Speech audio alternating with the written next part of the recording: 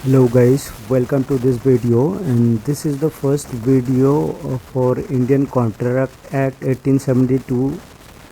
Okay, so ये video Indian contract act 1872 का पहला सीरीज़ है। तो इसमें हम सेक्शन 1 से 10 तक डिस्कस करेंगे। और मैं कॉन्ट्रैक्ट एक्ट एक्चुअली इस एक्ट में दिक्कत क्या आती है कि जो वर्ड है उनको समझना बहुत मुश्किल हो जाता है। तो सबसे पहले मैं वो आसानी से समझा देता हूँ आप लोगों को, ताकि आगे आप लोगों को और भी आसान लगे ये एक्ट पढ़ते हुए या फिर कॉन्ट्रैक्ट एक्ट पढ़ते हुए। ठीक है, तो हम पहले सेक्शन 2 इंटरप्रिटेशन ऑफ क्लोज पढ़ेंगे। इंटरप्रिटेशन क्लोज तो अलग अलग बुक में क्या होता है कि फर्स्ट दिया रहता है सेक्शन 2 एज ऑफ यहाँ पे क्या मतलब कॉन्ट्रैक्ट। ओके, उसके बाद दिया रहता है एग्रीमेंट। ओके, एग्रीमेंट उसके बाद आता है आपका कंसिडरेशन।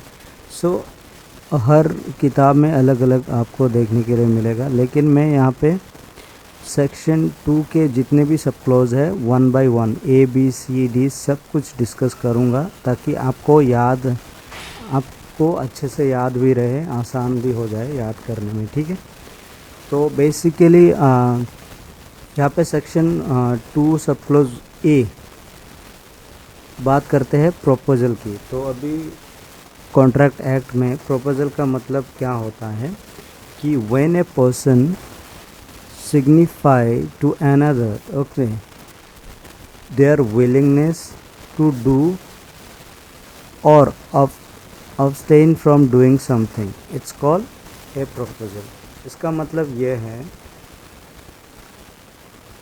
कि कोई भी बंदा जब किसी दूसरे बंदे की सिग्निफिकेंस और विलिंगनेस के ऊपर काम करता है। फॉर एग्ज़ाम्पल दैट ए जो है, ए एक पर्सन है, ये ऑफ़र करता है, ठीक है, ऑफ़र करता है बी को, ठीक है, उसकी गाड़ी बेचने के लिए। ए अपना गाड़ी बेचेगा बी को, ठीक है, वो भी 10,000 रुपये में, 10,000 rupees. This is called proposal। Okay, and section 2 subclause B acceptance क्या होती है? When the person to whom the proposal is made signifies their assent। ठीक है, यहाँ पे ये बात करते हैं कि it's become promise।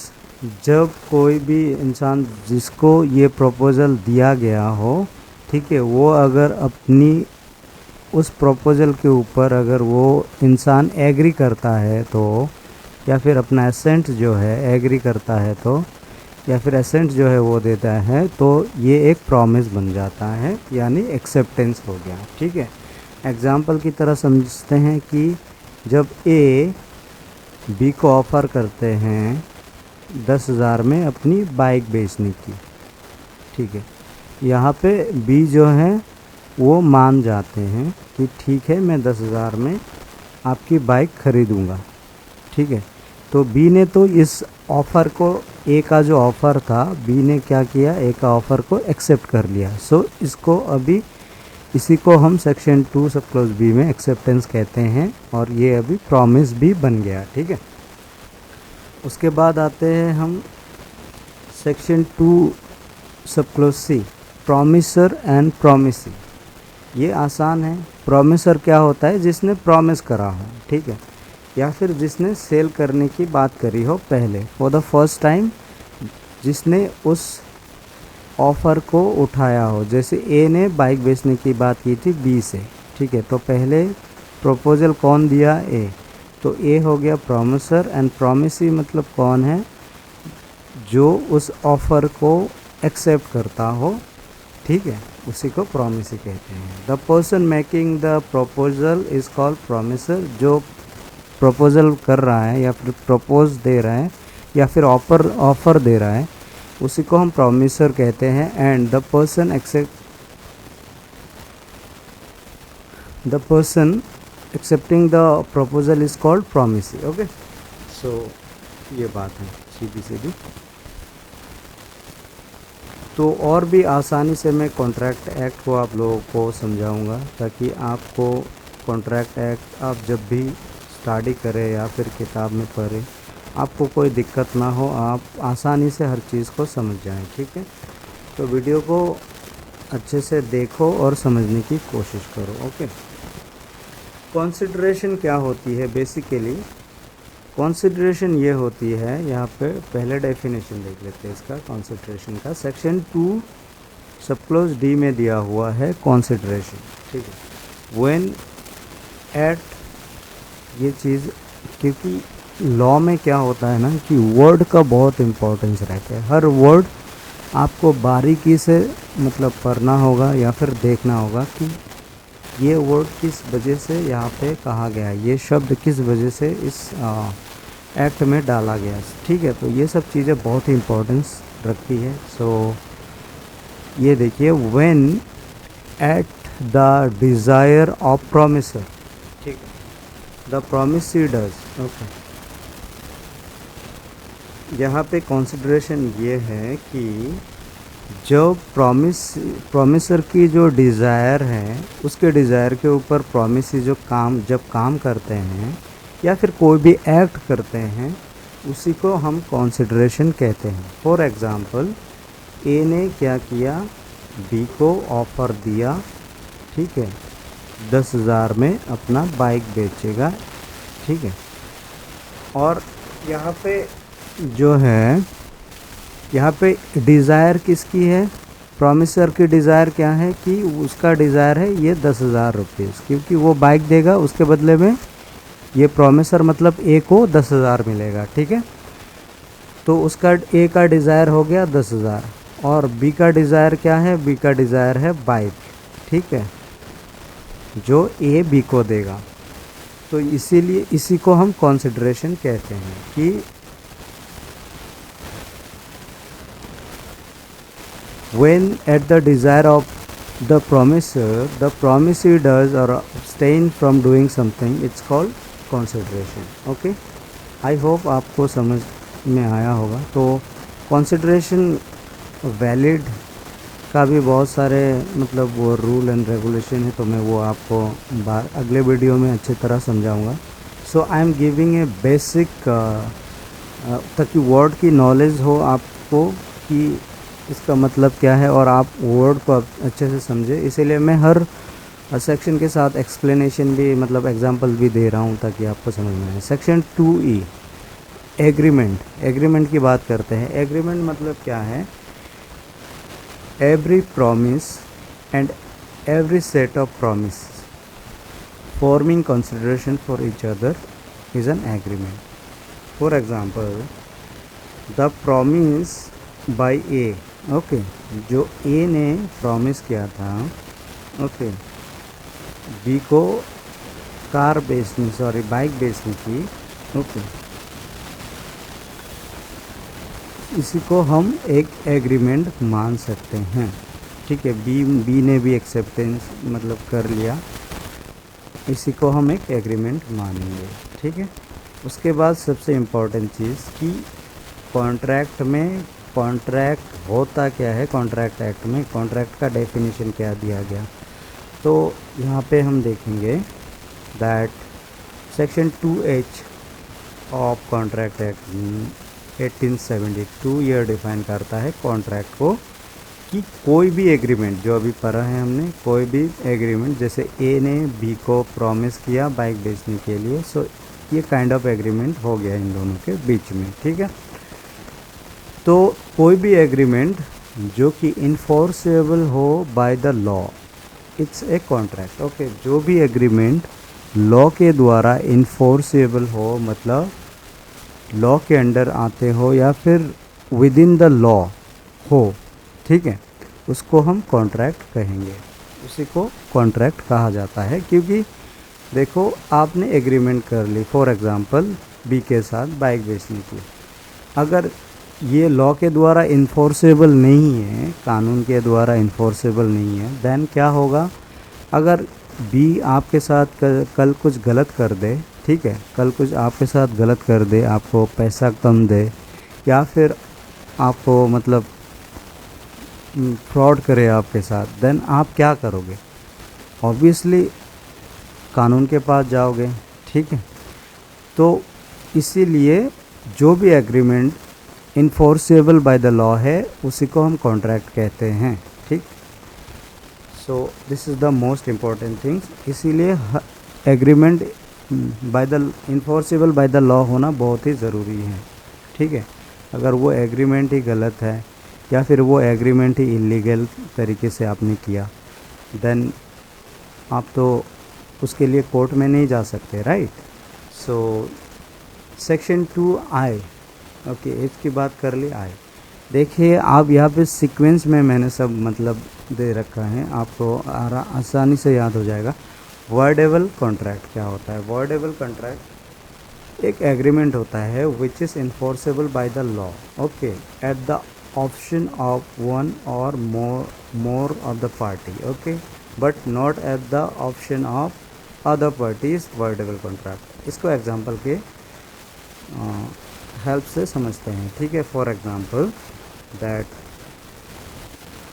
क्या हुआ कि बी जो है, ठीक है, अगर बी ने फॉर एग्जांपल बी को अगर लेट मी टेल दिस, अगर ए जो है बी को इस कॉन्ट्रैक्ट में मतलब इस एग्रीमेंट को करने के लिए या फिर उसकी बाइक खरीदने के लिए कोई भी, जैसे मानो थ्रेड दिया हो, ठीक है, थ्रेड दिया हो या फिर फोर्सफुली उससे खरीदवा रहा है, ठीक है, ए, तो ये वर्डेबल कॉन्ट्रैक्ट होगा, ठीक है। अगर बी चाहे तो ये कॉन्ट्रैक्ट रद्द भी कर सकता है और इसके लिए वो कानून की सहायता भी ले सकती है। इसीलिए क्योंकि वर्डेबल एक ऐसी चीज़ है, ये कम्प्लीटली बी के ऊपर है कि अगर बी ने मान लिया देन ये वैलिड कॉन्ट्रैक्ट हो जाएगा, ठीक है। अगर बी ने नहीं माना देन ये वॉइड कॉन्ट्रैक्ट हो जाएगा, ठीक है। ये कम्प्लीटली बी के ऊपर डिपेंड कर रहा है क्योंकि बी को फोर्स किया जा रहा है बाइक खरीदने के लिए, ठीक है ना। तो इसीलिए वर्डेबल एक ऐसी स्टेज है जहाँ पे मतलब वो वैलिड भी हो सकता है या फिर वॉइड भी हो सकता है। So it's completely depend on the party, okay, depend upon the party. So ये चीज़ें याद रखना। एंड उसके बाद जो वॉइड कॉन्ट्रैक्ट है, जो मैंने पहले बताया, जो भी कॉन्ट्रैक्ट आप जैसे इलीगल तरीके से किए, ठीक है, इलीगल तरीके से करा गया हो, that an agreement is not enforceable bye the law is set void, ठीक है। कोई भी एग्रीमेंट हो जो कि इलीगल हो, इलीगल तरीके से किया गया by the means of illegal means या फिर कोई गलत मतलब इंटेंशन से किया गया हो, देन ये वॉइड कॉन्ट्रैक्ट होगा, ठीक है। ये क्योंकि ये इन्फोर्सेबल नहीं होगा लॉ के द्वारा। सो आई होप ये जो मैंने सेक्शन 2 सब क्लोज 1 के अंडर इंटरप्रिटेशन क्लोज आपको समझाया है, आपको समझ में आया होगा, ठीक है, अच्छे से। एंड अगर समझ में नहीं आया तो आप वीडियो को दोबारा से देख सकते हो। एंड हम अभी सेक्शन 3 की बात करते हैं। सेक्शन 3 क्या बोल रहा है यहाँ पे? Communication, acceptance and revocation of proposal. यहाँ पे हम इसका डेफिनेशन देख लेते हैं। ओके, फर्स्ट ऑफ ऑल एक proposal its acceptance and revocation need to be communicate, ठीक है। एक प्रपोजल और इसके एक्सेप्टेंस और उसका रिवोकेशन जो है ना, उसके लिए क्या क्या होना ज़रूरी है? कम्युनिकेट होना ज़रूरी है। क्योंकि आपके सामने कोई अगर जैसे बी नहीं होगा ए के सामने, तो वो प्रपोज़ल किसको देगा फॉर एग्ज़ाम्पल, और प्रपोज़ल दे भी दिया तो बी नहीं होगा तो एक्सेप्टेंस कौन करेगा? इस प्रपोज को या फिर इस ऑफ़र को मतलब एक्सेप्ट कौन करेगा? या फिर बी ने एक्सेप्ट कर लिया, ठीक है। फॉर एग्जांपल अभी बी नहीं है तो इसको मतलब रिवोक कैसे करेंगे या फिर इसको विड्रॉ कैसे करेंगे, ठीक है, इसको विड्रॉ कैसे करेंगे। तो दैट्स वाई कम्युनिकेशन बहुत ही इंपॉर्टेंट है अदर पार्टी के साथ। The communication is complete when it's known to that person to whom it is made. Communication तभी कंप्लीट होते हैं जब ये पता लगती है कि किसके लिए ये एग्रीमेंट बनाया गया था, ठीक है। फॉर एग्ज़ाम्पल हम एक एग्ज़ाम्पल के जरिए समझते हैं इसको।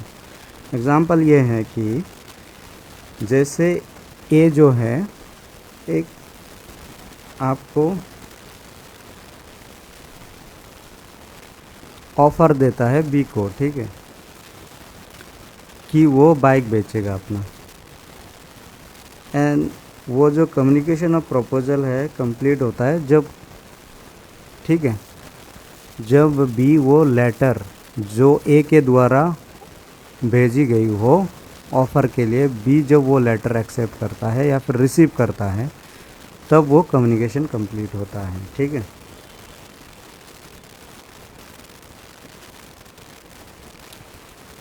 प्रपोजल कंप्लीट होता है। एंड कम्युनिकेशन कब कंप्लीट होगा, सेक्शन 4 सब communication when complete. A communication of a proposal is complete when it's come to knowledge of the person to whom it is made. जैसे ए है, ए एक लेटर लिखा B को कि मैं इतने में मेरा बाइक बेचूंगा तुमको, ठीक है, और जब वो बी जो है उसके नॉलेज में ये बात आ जाती है कि हाँ ये ए मेरे से बाइक बेचना चाहता है मैं, तो तब ये कम्युनिकेशन है कंप्लीट हो जाता है। And acceptance is complete as against the proposer when it's put in a course of transmission to him and against the acceptor when it comes to the knowledge of the proposer, okay।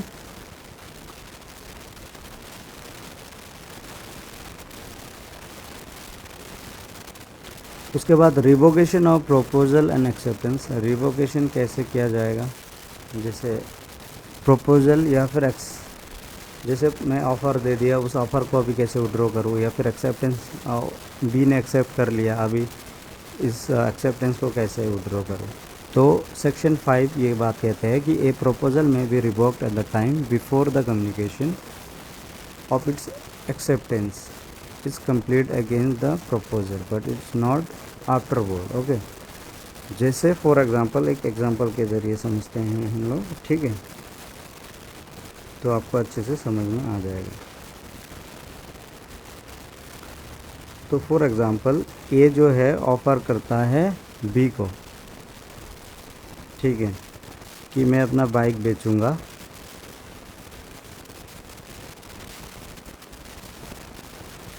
तो B जो है, B ये offer को accept करने से पहले, ठीक है, अगर ये ने विड्रॉ कर लिया है, यानी इस ऑफ़र को वापस ले लिया, ठीक है, तो ए अपना ऑफ़र उस टाइम में वापस ले सकता है। लेकिन जब ए ने ऑफ़र कर दिया, समझो बी ने उस ऑफ़र को सुना लेकिन एक्सेप्ट नहीं किया, तो इस टाइम में ए अपना जो ऑफ़र है वो वापस ले सकता है। लेकिन जब बी जो है एक्सेप्ट कर लेगा देन ये मतलब वापस नहीं ले सकता, ठीक है।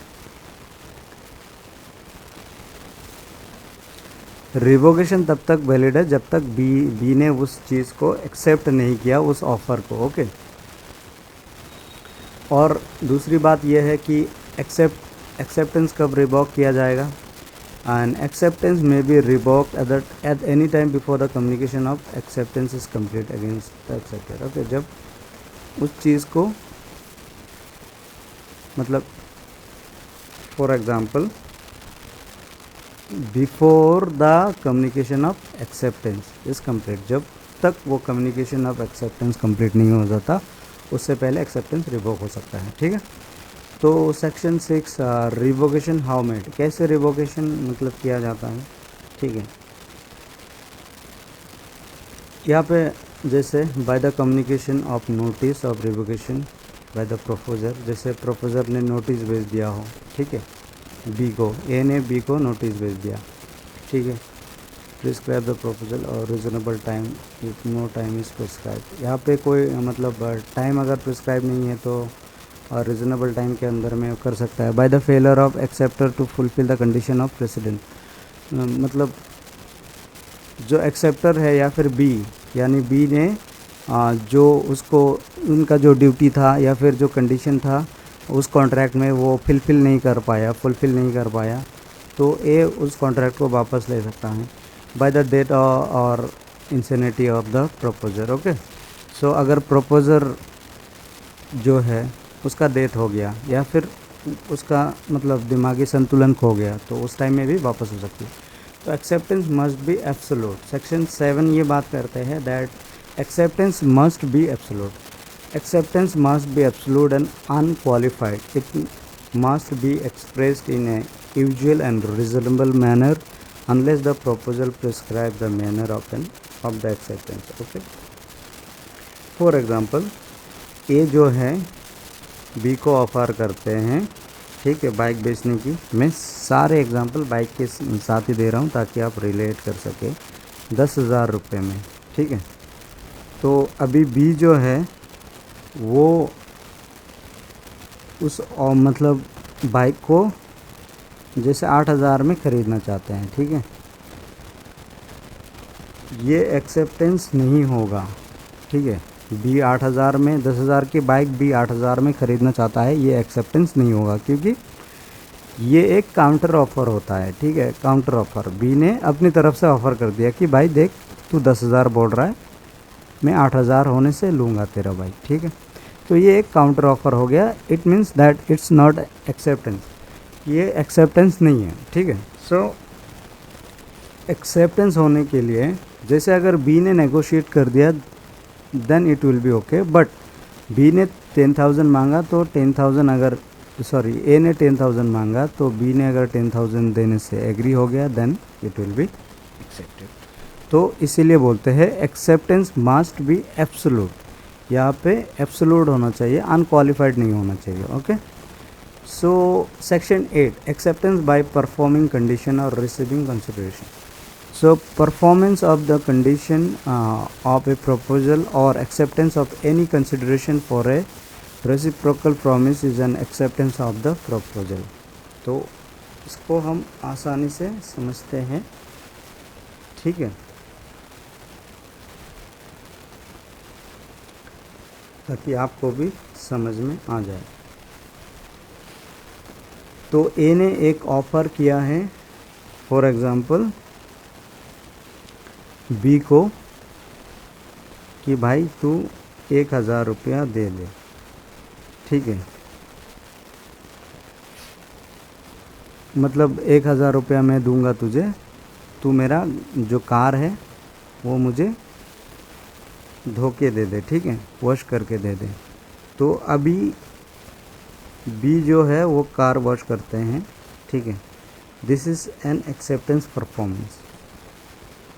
ओके, और यहाँ पे रिसीविंग कंसिडरेशन भी हो गया क्योंकि कार वॉश करने के बदले ए ने बी को क्या दिया, 1,000 rupees. So section 9 promise expressed and implied.